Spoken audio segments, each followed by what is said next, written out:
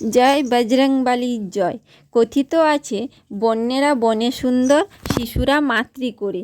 ঠিক তেমনি দেখো, ওরা বনে সুন্দর আর কোথায়, ওরা তো গ্রামাঞ্চলে বন থেকে বেরিয়ে এসে গ্রামাঞ্চলে উৎপাত করা আরম্ভ করে দিয়েছে। কি বলবো আর। তো আমাদের বাড়িতে তো কিছু সবজি আমরা চাষ করতে পারি না, এক নম্বর এই হনুমানের এত উৎপাতের জন্য। আর দ্বিতীয়ত হচ্ছে কোনো গাছের ফল যদি হয়, ধরো পেয়ারা কি মৌসুম্বি বা আমের সময় আম কলা কোনো কিছু থাকে না, এমনকি গাছের ফুলও পর্যন্ত থাকে না। ফুলের কুঁড়ি যখন ধরে, যে কোনো গাছ, গাঁদা ফুলের গাছ হোক, জবা ফুলের গাছ হোক, যেগুলোতে মানে প্রায়শই বা অপরাজিতা ফুলের গাছ, সেগুলোতে কুঁড়ি হওয়ার থেকেই ওরা খেয়ে নেয়। এমনকি জানো, কলমি শাকও যে হয় বাড়ির আশেপাশে, যে কলমি শাক দেখা যায়, কলমি শাকের ওই আগাটাও ওরা টুকে নিয়ে খেয়ে নেয়। মানে কি জানি, এই জীবনে প্রথম মনে হয় নোটিস করছি যে হনুমানরা বা বানররা যে এখন আমাদের মানে গ্রামের চারপাশে আসে, ওই ফল সবজি ছাড়া হয়তো আর অন্য কিছু খায় না।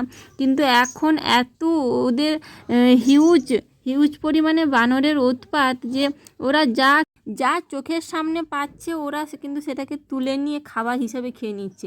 এই যে দেখো, নেমে গেল, গাছের উপরে ছিল, নিচের দিকে নেমে গেল, ওরা কি তুলতে যাচ্ছে দেখো।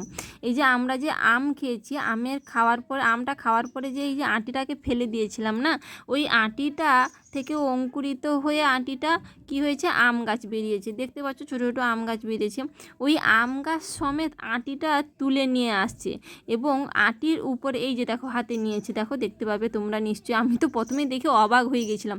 ওই আঁটির এই যে শক্ত খোলসটাকে ওরা দাঁতে কামড় দিয়ে তুলছে, দেখো কামড় দিয়ে ওই শক্ত আঁটিটাকে তুলে দিয়ে ওর ভেতরে এই যে সাদা রঙের শাঁসটা বের করে নিয়েছে, ওটাকে ওরা খাবার হিসাবে খাচ্ছে। আমি তো পুরো দেখে অবাক হয়ে গেছি যে এটাও খাওয়া যায়, বা এটাকে ওরা জানলো কী করে যে এর ভেতরে এইরকম একটা নরম ফল তো আছে যে ওটাকে আমরা খাবার হিসাবে নেব।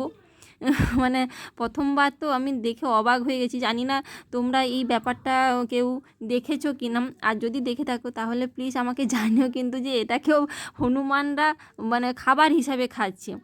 এমনকি রান্নাঘরেও যদি আমাদের কোনো সবজি মানে আলু বেগুন পেঁয়াজও পর্যন্ত ওরা তুলে নিয়ে গিয়ে খেয়ে নিচ্ছে।